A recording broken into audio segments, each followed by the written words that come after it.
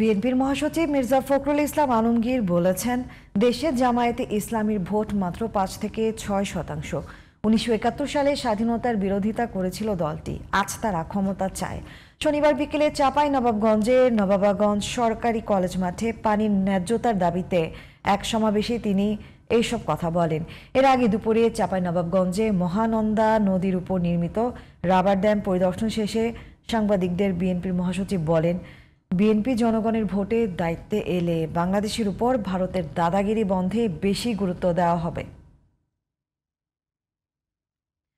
চাঁপাইনবাবগঞ্জ প্রতিনিধি আশরাফুল ইসলামের সহযোগিতায় সারাস মাহমুদের প্রক্রিয়াধীন রিপোর্টটি দেখুন।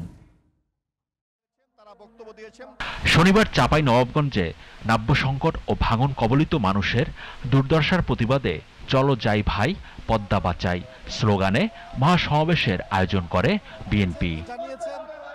সমাবেশে বিএনপির মহাসচিব মির্জা ফখরুল ইসলাম আলমগীর বলেন, বিএনপি ক্ষমতা এলে দেশের স্বার্থ, বিশেষ করে পানি বন্টন চুক্তিতে ন্যায্যতা বিধানকে সামনে রেখে কাজ করবে। তিনি বলেন, পদ্মাসহ একাধিক নদী অসম পানি বন্টন চুক্তির কুফল ভোগ করছে।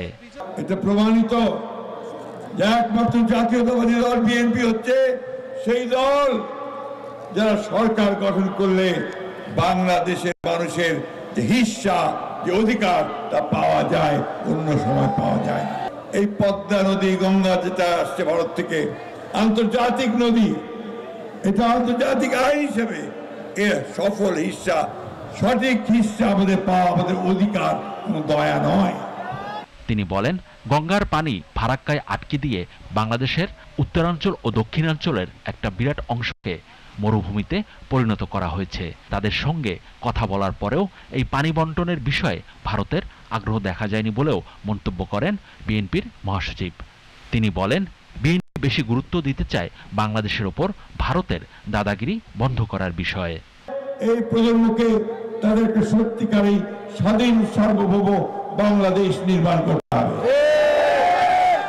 ভারত পাশে আছে, পানি বন্ধ করে দিবে, আপনার ওই সীমান্তে মানুষ হত্যা করবে, এবং আপনার আমাদের যখন তখন চাল বন্ধ করে দিবে, পেঁয়াজ বন্ধ করে দিবে।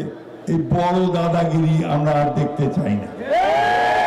আমরা দেখতে চাই যে ভারত আমাদের সঙ্গে সত্যিকার যে মর্যাদার ভিত্তিতে, সমান মর্যাদার ভিত্তিতে আমাদের সঙ্গে তার সহযোগিতা করবে।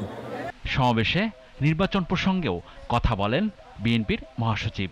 আপনারা তো নির্বাচন করবেন, নির্বাচন না করলে আপনাদের অস্তিত্ব থাকবে না। নির্বাচন করলে আপনারা যেহেতু পরাজিত করবেন, সেই জন্য আপনারা নির্বাচন পেছাতে চান, তাই পেছাতে চান, বন্ধ করতে চান। এর আগে দুপুরে চাঁপাইনবাবগঞ্জে মহানন্দা নদীর ওপর নির্মিত রাবার ড্যাম পরিদর্শন করেন বিএনপির মহাসচিব। Cyrus Mahmud, GTP news.